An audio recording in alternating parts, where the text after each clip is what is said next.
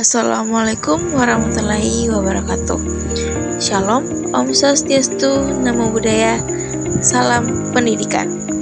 Yang terhormat, Ibu Dr. Evi Segarawati Ampri, SPD MPD, selaku dosen pengampu mata kuliah pengembangan kurikulum.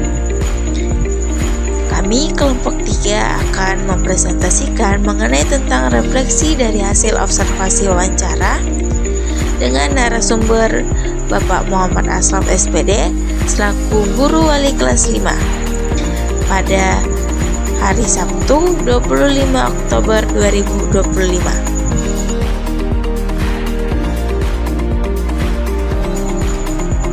Adapun anggota dari kelompok kami, kelompok 3, ada Jelita, Syarang Rainun, Silkia Afrilia, Marlina, dan juga ada Kardi.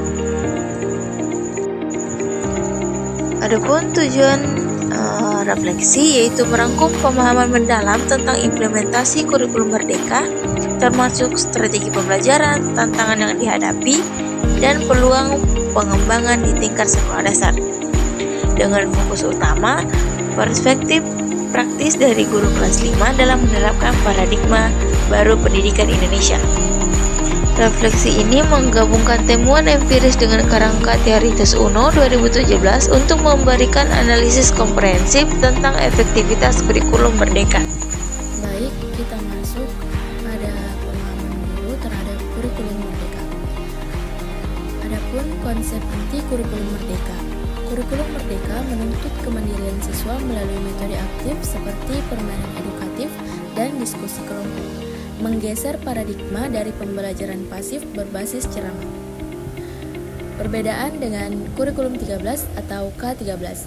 Kurikulum merdeka memisahkan mata pelajaran secara spesifik untuk pendalaman materi, berbeda dengan K13 yang menggunakan pendekatan tematik terpadu lintas disiplin ilmu. Dan yang terakhir ada profil pelajar Pancasila, yang menjadi fondasi pembentukan karakter, etika, dan keterampilan kolaborasi yang mengintegrasikan nilai-nilai kebangsaan dalam proses pembelajaran sehari-hari. Selanjutnya, strategi pelaksanaan kurikulum merdeka. Metode pembelajaran inovatif. Yang pertama, kombinasi praktik langsung dan ceramah interaktif. Yang kedua, permainan edukatif relevan untuk mata pelajaran PKN. Yang ketiga, diskusi berkelompok yang membangun partisipasi aktif.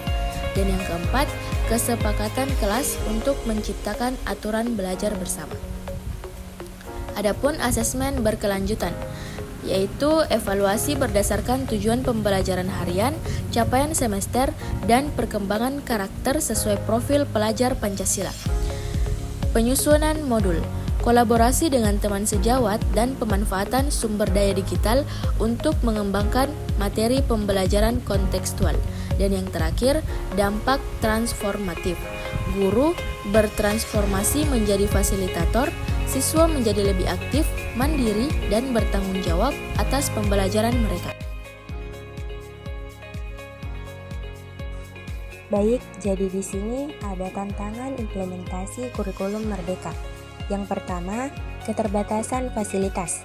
Kurangnya proyektor dan perangkat fokus pembelajaran menuntut kreativitas ekstra dari guru untuk menyampaikan materi secara efektif. Dan yang kedua, karakter siswa. Pengaruh negatif penggunaan HP berlebihan dan minimnya teladan positif di lingkungan keluarga menciptakan tantangan dalam pengelolaan kelas. Dan yang ketiga, kesiapan guru. Keberhasilan implementasi sangat bergantung pada kesiapan mental, kemauan untuk beradaptasi, dan dedikasi jiwa mengajar setiap pendidik. Dan adapun peluang dan manfaat kurikulum merdeka. Yang pertama, kemandirian dan keterampilan sosial. Siswa mengembangkan kemampuan mengenal potensi diri, membangun kerjasama tim yang solid, dan menumbuhkan sikap toleransi terhadap keberagaman budaya. Dan yang kedua, pembelajaran aktif. Meningkatkan antusiasme belajar siswa secara signifikan, memungkinkan guru memantau perkembangan individual dengan lebih cermat dan responsif. Dan yang ketiga, dukungan ekosistem. Memerlukan sinergi antara fasilitas memadai, kolaborasi guru, kepemimpinan kepala sekolah, dan keterlibatan aktif wali murid untuk kesuksesan optimal. Baik, materi selanjutnya yaitu analisis teori atau komponen tujuan kurikulum perspektif UNO 2017. Yang pertama yaitu transformasi tujuan, di mana dari penguasaan konten menuju kemandirian dan pembentukan karakter holistik.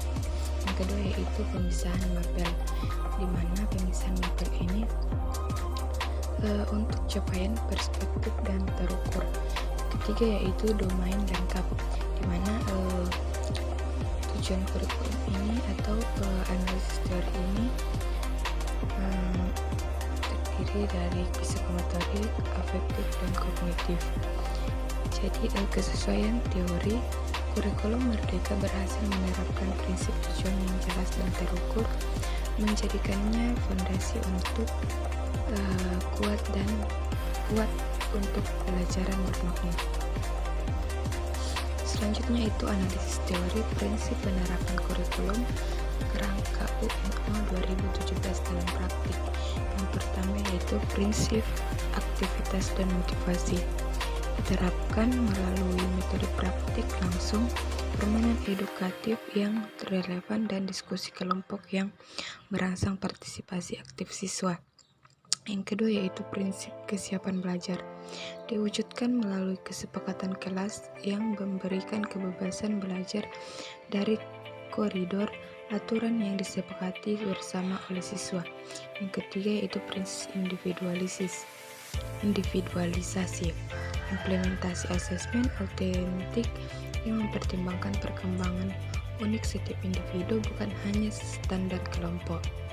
Strategi yang diterapkan guru menunjukkan keselarasan kuat dengan prinsip-prinsip teoritis, menciptakan pembelajaran yang efektif, adaptif, dan responsif terhadap kebutuhan siswa.